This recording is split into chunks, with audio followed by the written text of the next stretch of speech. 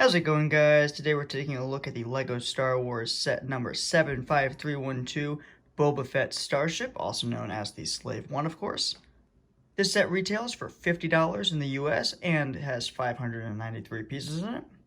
This set also includes two minifigures, one being the new Mandalorian Season 2 version of Boba Fett, as well as the Season 2 version of the Mandalorian, now coming with the Beskar Spear. On the front of the box, you get very nice looking box art of the Slave One flying over the planet that Grogu has taken on in Season 2 of The Mandalorian. It is the first time we see the Slave One in the show, and the box art shows that off very, very nicely. On the top of the box, you get, of course, all the fun technical information, as well as the logos, and the scale minifigure, this one being, of course, Boba Fett.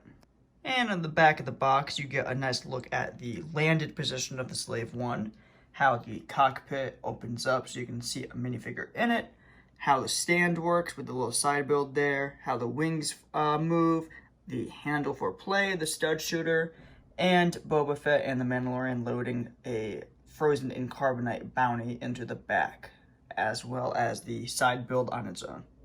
This set is another set in the line of downsized LEGO Star Wars sets.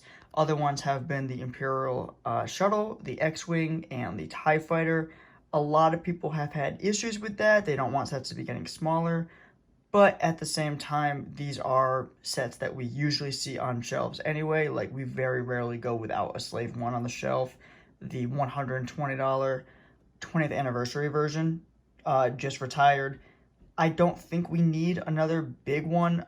If they're going to do another UCS one, it obviously should be a Slave One from Attack of the Clones, as we've only ever gotten one Attack of the Clones Slave One with Jango Fett.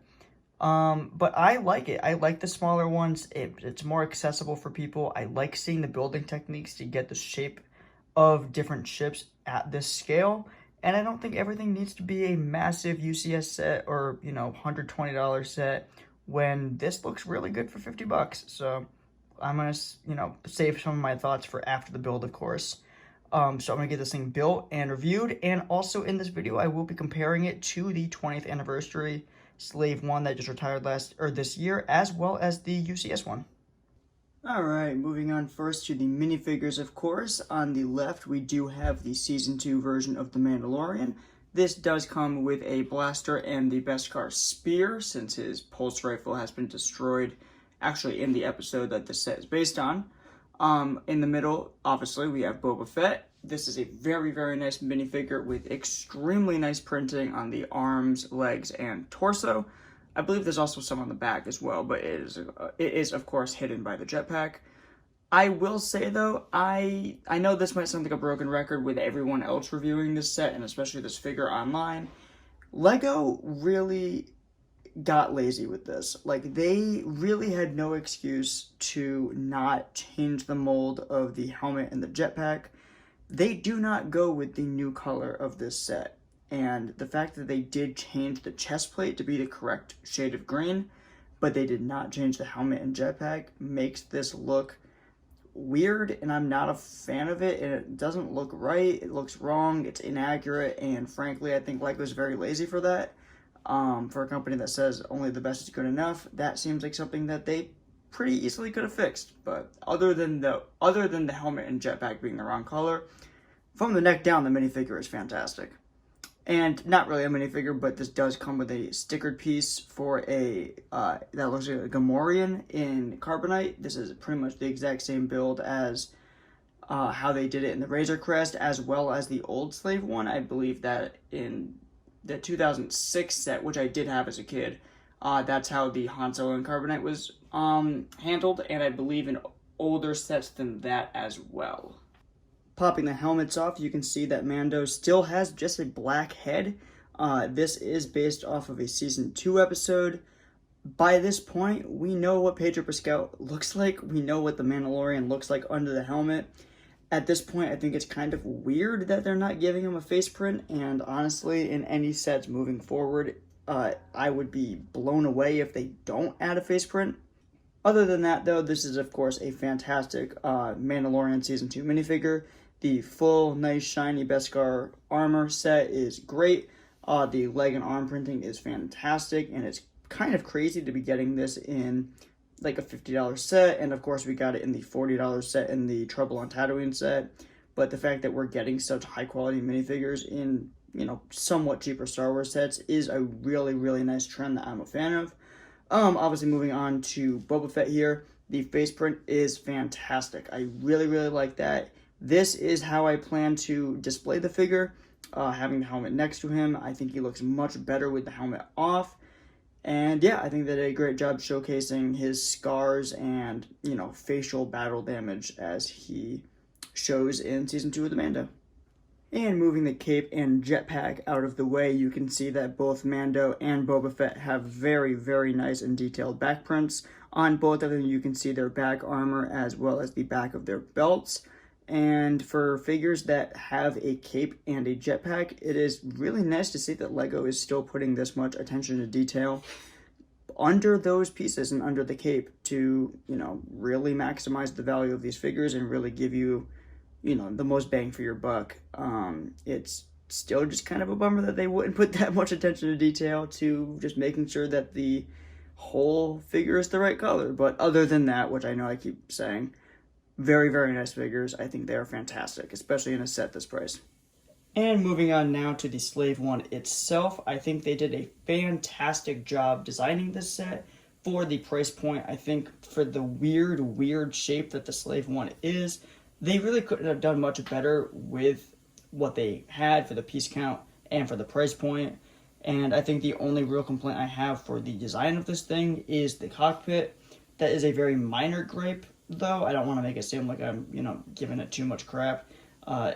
It looks great. I think for $50, and especially for the $40 that I paid for it, I'm seeing that value here. I think that it is a great looking set, and I think that it sits very nicely next to the other downsized LEGO Star Wars sets we've been getting with the Shuttle and the X-Wing and the TIE Fighter.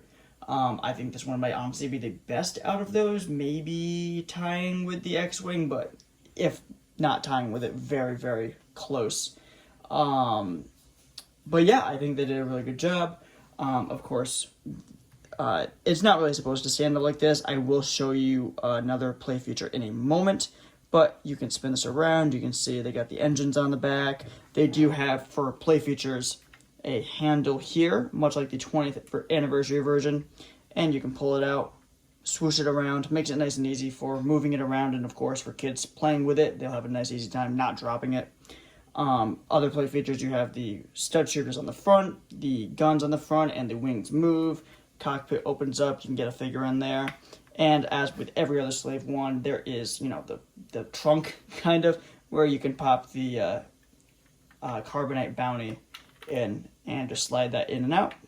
But the other thing that I was just referring to is this little side build here.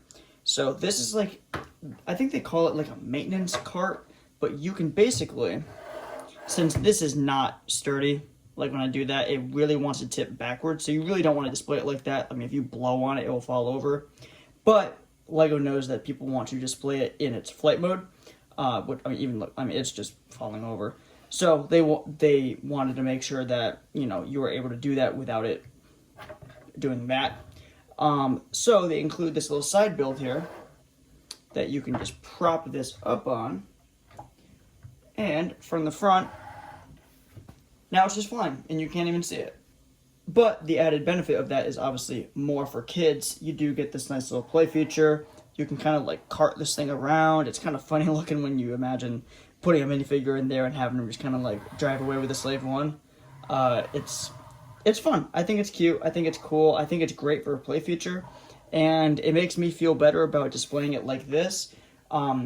Because I like to display my Slave Ones in the flight position, and I think that that's the best way to make it look good. So I would have had to figure out some kind of stand or something on my own because I wouldn't have felt safe displaying it like that. Alright, and now that we're at the end of the video, I just wanted to show you a quick size comparison between the new 2021 Summer Slave One, the 20th Anniversary Slave One over here on the right, and of course the giant UCS Slave One. I'm not doing like a full comparison between the three of these. I just wanted to give you an idea of the size comparison if you have one or two of these and you're thinking about the new one for $50. Over on the left, that is $200 and of course is retired, so that is well over $300 now, I think. I bought it last year for $300, so I can only imagine with Boba Fett showing back up in The Mandalorian and of course getting his own TV show, it has skyrocketed in price. And then it is obviously a sizable chunk. I mean, it's standing pretty far in front of it right now, so I can scoot it back a little bit, and you can see that it is really not that much smaller than the 20th anniversary one. I mean, especially in person, it's a lot smaller, but it doesn't really feel like it. Like, it's a very, very good Slave 1 for $50. Like, you gotta think, that is $70 cheaper than that retail. I don't see $70 more on the right. And I know that it had more minifigures by, a couple, and they're nice exclusive minifigures. I'm sure we're going to get this same exact Boba Fett in the Book of Boba Fett sets coming out. I don't know. I think that obviously everyone likes, bigger Lego Star Wars sets, and they like it when it's closer to minifig scale, and it's obviously more fun to have a bigger build.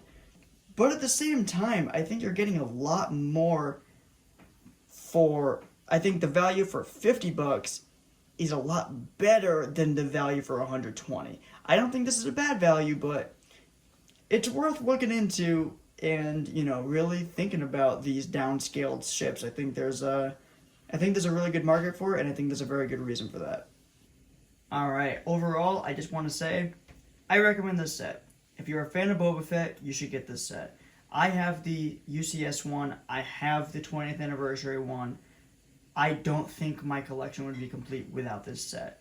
I think it's great to have the same ship at different price points. I think it's very interesting to see how the same ship's design gets handled in different scales and different building techniques. And I think it's very valuable as a LEGO fan to experience those building techniques and to see how different sets are handled at different price points and different piece counts. But also, you get two great minifigures with this set, especially the new Boba Fett, which is, as of right now, only available in this set. And if you don't have a Slave 1, don't, scoff at this one just because it's smaller than previous ones. It's a really good Slave 1, and I don't think I've mentioned this yet, but it is a sturdy build. Like, when you are holding this thing, it feels like $50. Like, you have a solid build in your hands when you hold this thing. But yeah, that's going to do it for today. If you enjoyed, leave a like, subscribe, and leave a comment. I'm always down there talking with you guys, and I will see you in the next one. Peace.